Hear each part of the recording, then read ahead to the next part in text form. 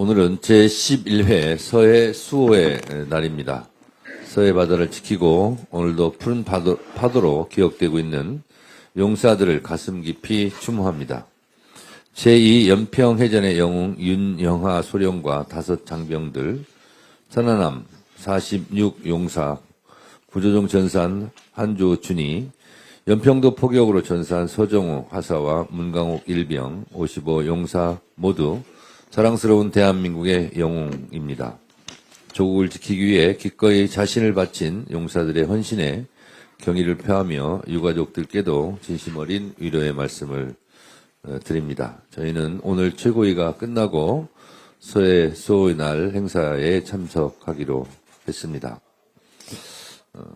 호국 영웅들의 희생이 헛되지 않도록 이재명 정부와 민주당은 강한 국방, 철통 같은 안보로 서해를 수호하고 평화의 바다를 만들겠습니다.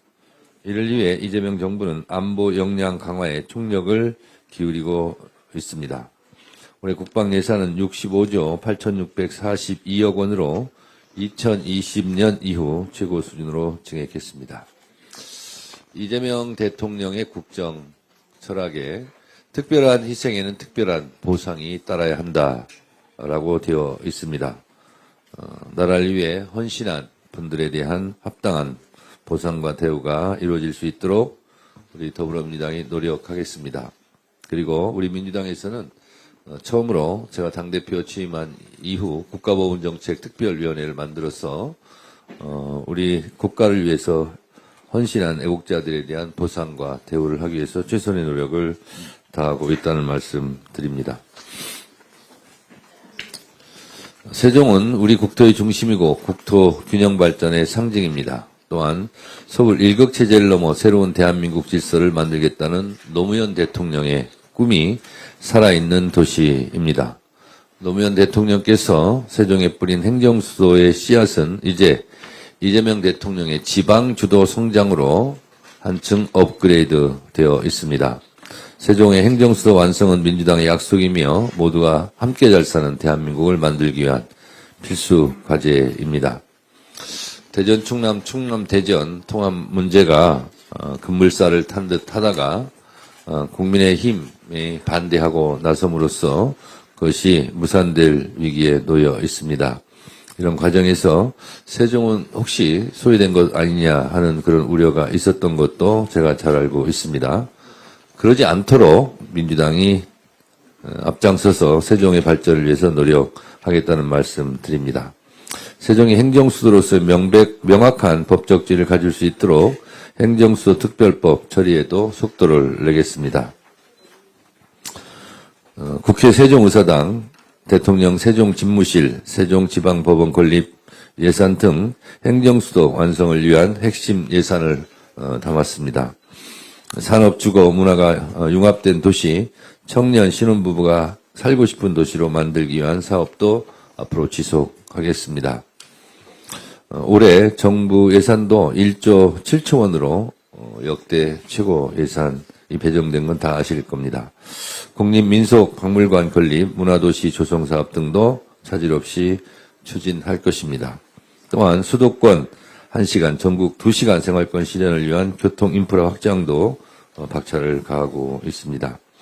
세종의 미래를 위한 예산도 남았습니다. 국회 주도로 충남대, 충북대가 활용할 세종 공동캠퍼스 바이오 지원센터 예산, 캠퍼스 공익법인 운영비를 반영하는 성과가 있었습니다.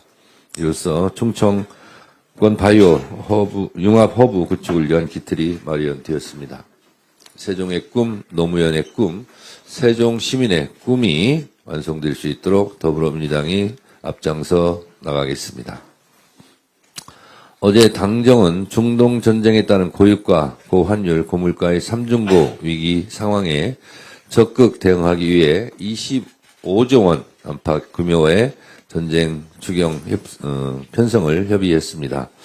앞으로 가장 빠른 속도로 추경이 처리될 수 있도록 민주당이 이 또한 앞장서겠습니다. 수출 기업들의 피해를 최소화하고 민생 안정을 위한 종합적인 대응 방안도 폭넓게 마련되고 있습니다. 특히 석유, 화학, 연료인 나프타를 비롯하여 히토리와 요소수 등 핵심 전략 품목이 안정적으로 수급될 수 있도록 지원할 계획입니다. 그런데 이런 정부의 노력만으로는 부족합니다. 이미 정부에서는 차량 오부제 등 여러 가지 에너지 절감 운동을 시작했습니다. 저 또한 월요일 날은 제 차를 이용하지 않고 대중교통을 이용하겠다고 이미 약속한 바 있습니다. 우리 국민 여러분들께서도 국가적 차원에서 벌어지고 있는 위기를 극복하기 위한 에너지 절약 운동에 동참해 주시기 바랍니다. 박홍근 기획예산처 장관도 언급했듯이 중요한 것은 항상 속도와 책임입니다. 추경은 제가 경제의 산소 호흡기와도 같은 것이다. 타이밍이 중요하다. 이렇게 얘기를 했습니다. 늦지 않게 적절하게 우리 민생 안정에 도움이 될 수 있도록 최선의 노력을 다하겠다라는 말씀을 드립니다. 감사합니다. 다음으로 강준현 세종시당 위원장의 발언이 있겠습니다. 세종시민 여러분, 또 당원 동지 여러분, 정청래 당 대표님으로부터 수석 대변인 임명을 받고 일을 하고 있는 세종시당 위원장 강준현입니다. 먼저 우리 정청래 대표님과 또 최고위원님 여러분 세종 방문을 환영합니다. 세종은 대한민국 정치의 새로운 기준을 만들어가는 도시가 되고 있습니다. 이번 중앙당 공천에서 세종은 분명한 방향을 선택했습니다. 배제의 공천이 아니라 검증과 경쟁의 공천입니다. 중앙당 공관위는 세종시장 후보 5인 전원을 예비경선 없이 본경선에 진출시키기로 결정했습니다. 이는 누군가를 사전에 걸러내는 방식이 아니라 모든 후보를 동일한 출발선에 세우고 당원과 시민의 선택으로 평가받게 하겠다는 결정입니다. 세종시당 공관위 역시 이 기조를 가장 엄정하게 구현하고 있습니다. 첫째, 공천의 방식은 데이터 기반 시스템 공천입니다. 지방선거 최초로 AI 평가를 도입, 후보자의 논리성, 정책 이해도, 의정 역량을 데이터 기반으로 객관적으로 검증하고 있습니다. 이제 공천은 누가 더 잘 보이느냐가 아니라 누가 더 준비된 후보인가를 시스템으로 검증하고 있습니다. 둘째, 공천의 신뢰는 투명한 과정에서 나옵니다. 공관위는 모든 회의 결과를 정례적으로 공개하고 도덕성과 정책 역량을 분리해 투트랙으로 소위원회를 운영해서 밀실공천의 여지를 원천적으로 차단하고 있습니다. 더불어 세종시당은 당원 주권을 일회성 구호가 아닌 정당 운영 전반에 실질적으로 구현하는 체계를 만들어가고 있습니다. 이는 이재명 정부가 강조하는 국민주권의 가치와도 맞닿아 있습니다. 당원을 의사결정의 주체로 세우고 정책과 공천, 당 운영 전반에 참여하며 실제로 권한이 작동되는 모델을 선도적으로 구축하고 있습니다. 존경하는 당원 동지 여러분, 그리고 세종시민 여러분, 세종시당은 경선 이후에 승자가 먼저 손을 내밀고 패자가 이를 수용하는 승복의 문화를 제도화하겠습니다.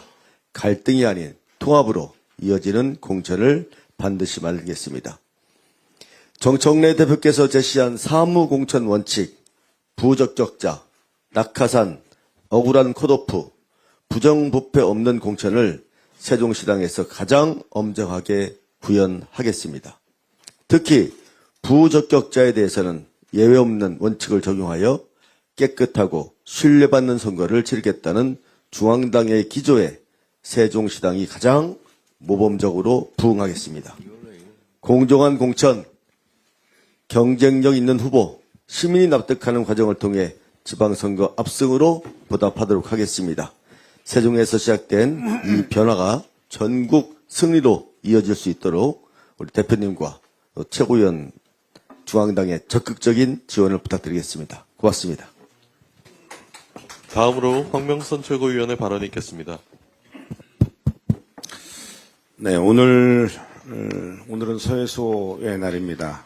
우리는 서해소 55용사를 다시 부르고 또 기억합니다. 제2연평해전 천안함 피격 사건, 연평도 포격전. 그날의 바다는 차가웠고 그날의 시간은 참으로 너무나 잔인했습니다. 그러나 그 순간에도 우리 용사들은 물러서지 않았습니다. 끝까지 자리를 지켰고 그리고 대한민국을 지켜냈습니다. 우리가 오늘 누리는 이 평화는 그분들의 이름 위에 놓여 있습니다. 부르지 않으면 잊히고 잊히면 사라집니다. 그래서 우리는 반드시 기억해야 합니다. 이름 하나하나, 그 삶 하나하나를 우리는 기억하고 잊지 않겠습니다. 그들의 희생이 헛되지 않도록, 다시는 이런 이별이 반복되지 않도록 이재명 정부가 끝까지 책임지겠습니다. 그리고 더불어민주당이 영웅들이 지켜낸 대한민국을 반드시 이어가겠습니다. 오늘 더불어민주당 당대표와 지도부가 세종을 찾았습니다. 우리 세종이라는 이름은 역사상 가장 위대한 성군인 세종대왕의 정신을 계승하여 대한민국 대표하는 도시로 성장돼야 된다는 그런 국민들의 염원이 담겨져 있습니다. 특히 이 도시의 명칭이 선정된 지 20년, 세종특별자치시가 출범한 지 15년이 되어가는 지금 세종시는 실질적인 행정수도로 완성되는 역사적 전환점을 맞이하고 있습니다. 세종특별자치시를 대한민국 명실상부한 행정수도로 완성하는 것은 우리 이재명 정부 국가균형발전 전략의 핵심 과제입니다.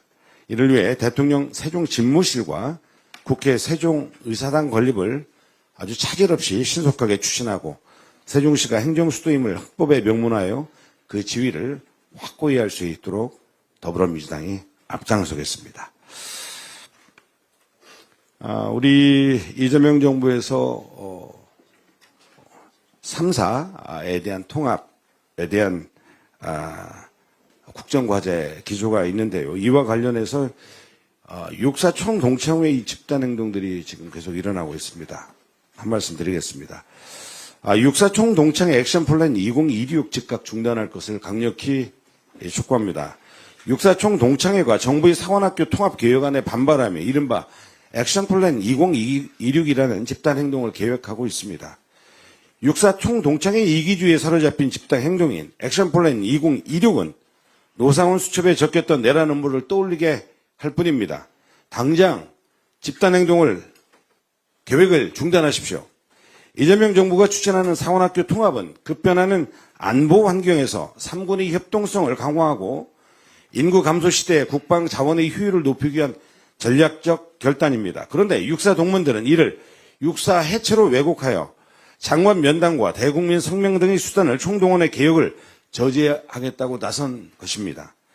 대놓고 골프장 문제를 부동산 이슈로 정쟁화하겠다는 계획은 육사 총동창회가 군인으로서 최소한의 자부심도 있고 이익단체로 전락한 것이 아닌가 하는 의구심마저 듭니다.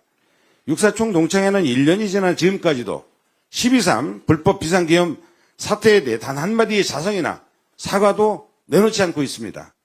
동문들이 주도한 내란에는 침묵하면서 교정의 위치와 졸업장을 지키겠다며 집단행동에 나서는 모습에서 육사 출신의 자부심, 명예, 군인 흔적은 흔적도 찾아보기 어렵습니다. 육사의 위상이나 육사 출신의 자부심은 민주주의와 헌정질서, 국가와 국민을 지키는 데서 비롯되는 것이지 교정의 위치나 졸업장에서 오는 것이 아님을 명심하시기 바랍니다. 민주당은 군을 국민의 품으로 돌려놓고 급변한 안보 환경에 부응하는 국방개혁을 흔들림 없이 추진해 나가겠습니다. 이상입니다. 다음으로 강덕구 최고위원의 발언이 있겠습니다. 제가 300명 국회의원 중에서 가장 가까운 우리 강준현 세종시당 위원장님, 그리고 30년 가까운 인연을 맺고 있는 우리 이강진 선배님, 여기 지역위원장으로 만나 뵙게 돼서 반갑습니다. 그리고 출마를 준비 중인 후보님들, 그리고 우리 세종시 민주당 당원 여러분 반갑습니다.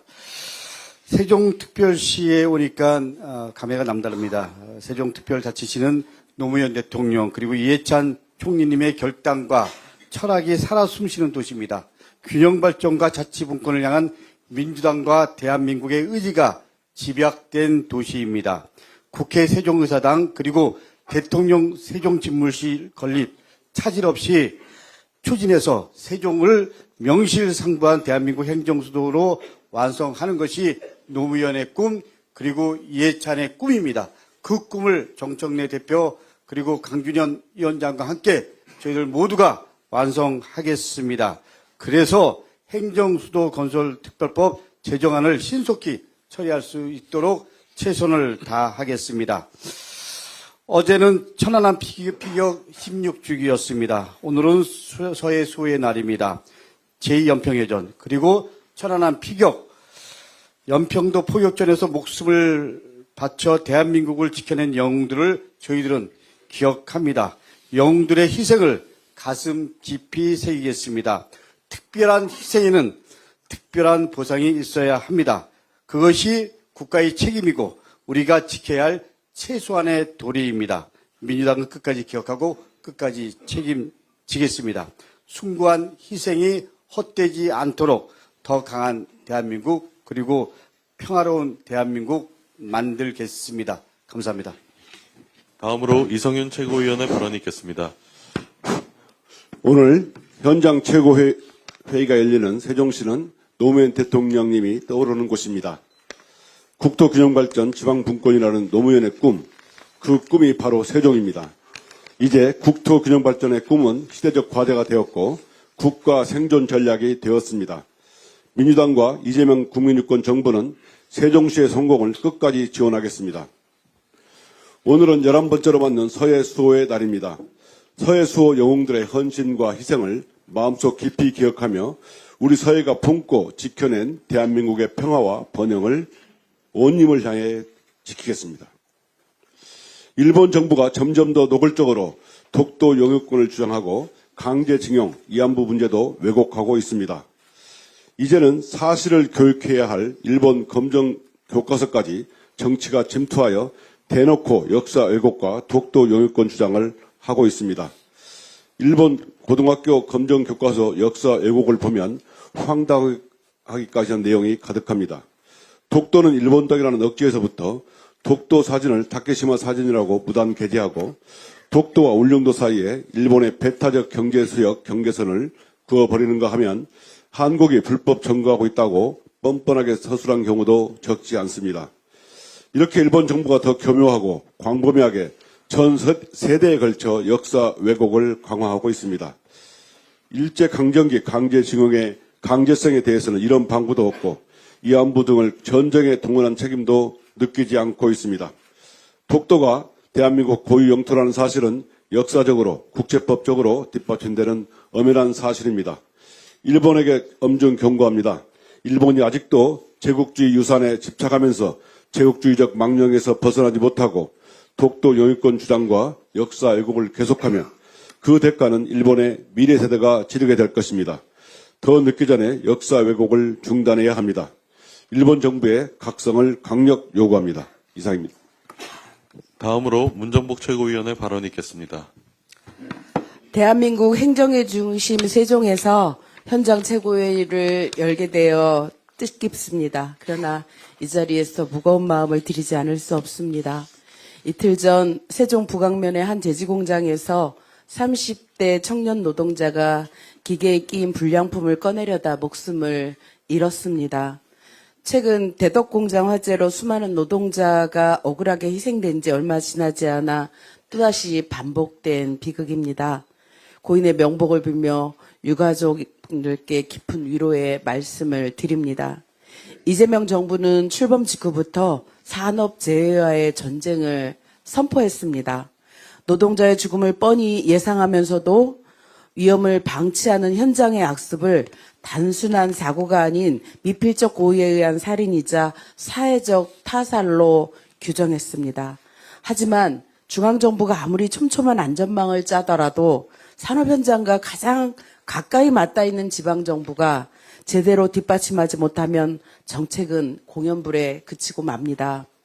현장을 가장 가까이에서 살피는 지방정부 역시 지역의 공장과 산단, 하청과 영세사업장까지 세심하게 챙기며 안전관리에 힘을 보태야 합니다. 중앙과 지방이 함께 움직일 때 비로소 노동자의 생명과 안전을 지키는 실질적 변화가 가능합니다. 일하는 사람이 무사히 집으로 돌아가는 사회, 그것이 민생의 출발점입니다. 다가오는 지방선거는 단순히 지역의 행정가를 뽑는 선거가 아닙니다.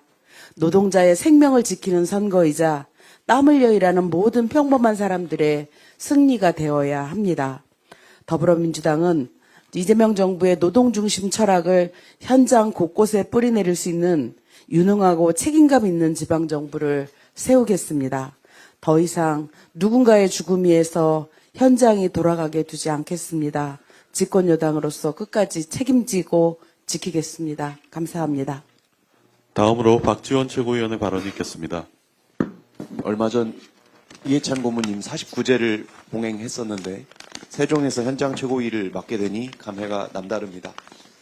저는 비수도권에 사는 청년인데요. 그래서 또래들 가운데 지역에 남고 싶어도 정주 여건 때문에 고향을 떠나는 친구들도 많이 봤고 또 과밀화된 수도권에서 자리를 잡으려다가 좌절하는 경우도 자주 봤습니다. 그래서 지역균형 성장의 깃발과도 같은 이 세종시가 더 뜻깊게 느껴집니다. 또 한편으로는 요즘 이재명 정부를 과거 민주정부의 역사와 성과로부터 떼어놓으려는 일련의 흐름들이 있어서 우려스러웠는데 이 세종시는 그런 분리 시도가 얼마나 터무니없는지 보여주는 곳이기 때문에 더 소중합니다. 민주당의 자치분권과 균형발전의 정신, 모든 지역이 골고루 잘 사는 나라라는 강령, 그리고 민주정부의 약속과 실천이 켜켜이 쌓여서 만들어진 이 도시가 바로 세종이기 때문입니다. 김대중 대통령께서 1971년 대선 때 이미 대전을 행정부수도로 만들자고 제안하신 것을 알게 됐습니다.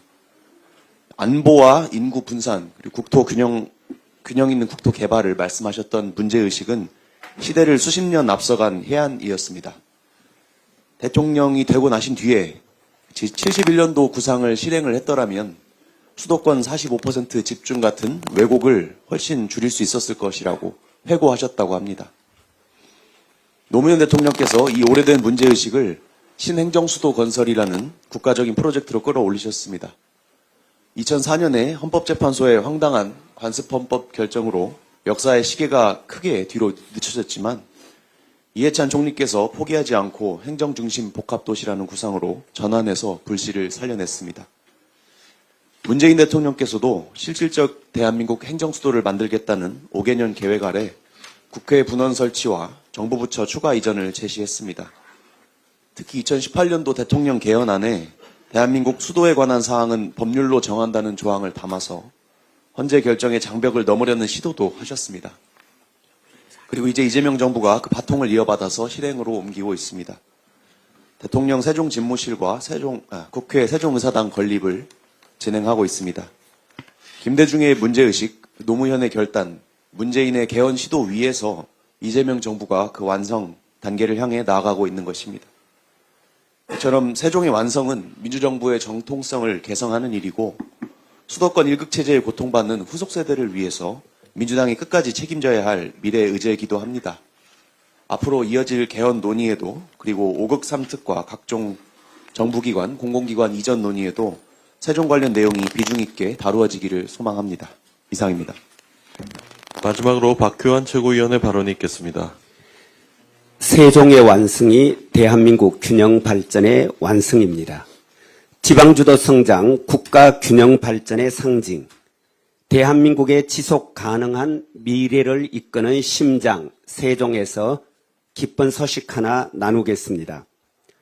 최근 여론조사에 따르면 김부겸 전 총리께서 민주당 대구시장 후보로 나서실 경우 국민의힘 후보군 8명 누구와 맞붙어도 모두 이긴다고 합니다. 대구가 뒤집히고 있습니다. 참 좋은 소식 아닙니까? 40년 동안 대구 정치, 대구 행정을 독점 지배해온 국민의힘, 대구를 무능과 부패 비리가 득실을 그리는 꼴찌 도시로 떨어뜨린 국민의힘, 눈에 넣어도 아프지 않을 대구의 아들, 딸, 손자, 손녀의 가슴에 총뿌리를 겨눈 내란 정당, 그래서 엄동설한 아스팔트 바닥으로 우리의 아이들을 내몬 그 내란 정당 국민의힘을 더는 그냥 내버려 둘 수 없다며 대구 시민들께서도 마음을 돌이키고 계십니다. 일 잘하는 이재명 정부와 유능한 경제정당 더불어민주당의 마음을 조금씩 열어가고 계십니다. 여기에 지역구조 타파와 국민 통합을 위해 한 길을 걸어오신 김부겸 전 총리님의 역량이 더해진다면 대구의 변화도 대구의 중흥도 가능하리라는 믿음이 대구 시민들 사이에서 싹트기 시작했습니다. 더불어민주당이 대구를 위해 무엇이든 다해드림 센터가 되어 김부겸 총리님과 함께 대구 발전, 대구 중흥 반드시 이끌어내겠습니다. 대구 시민 여러분께서 마음과 힘을 보태 주십시오. 한 말씀만 더 드리겠습니다. 국민의힘의 공천 난동이 그 도를 넘어서고 있습니다. 오세훈 장동혁의 암투와 협박 밀당 공천, 대구 경북 퇴물 정치인의 떨이 공천, 거구 비리 인물 막가파 공천도 모자라 마구잡이 컷오프 내정설까지 도저히 공당의 공천이라고는 볼 수 없는 지경입니다. 그러더니만 이제는 이곳 세종에서 이웃한 충북의 어느 후보는 공천 배제 항의한다면서 삭발까지 했다고 합니다. 삭발을 할 거면 혼자만 하지.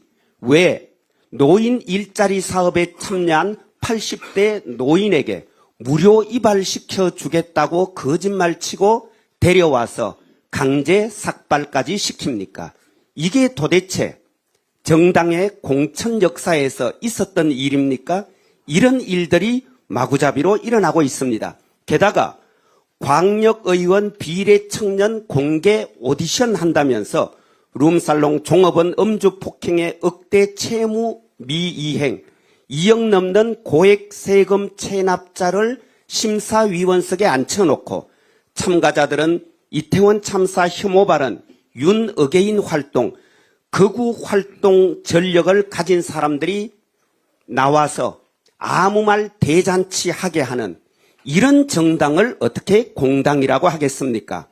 정당은 그 목적 조직과 활동이 민주적이어야 한다는 헌법 정신을 완전히 거스르는 위헌적 정당임을 더불어민주당은 국민의힘 공천에서 그 사실을 끊임없이 확인해 가고 있습니다.